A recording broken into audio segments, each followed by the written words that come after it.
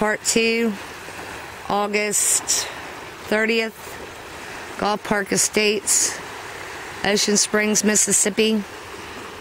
This is part 2 of the video. Farther down the beach.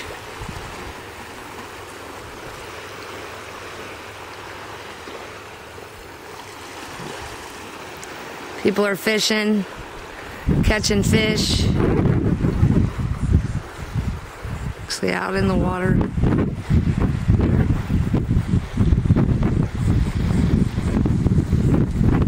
The beach seems to, more and more of it is dying. And it's going farther and farther down.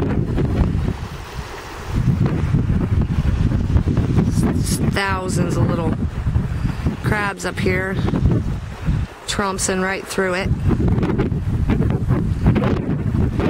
This is it.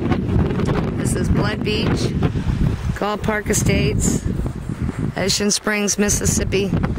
Lori Williams, August 30th.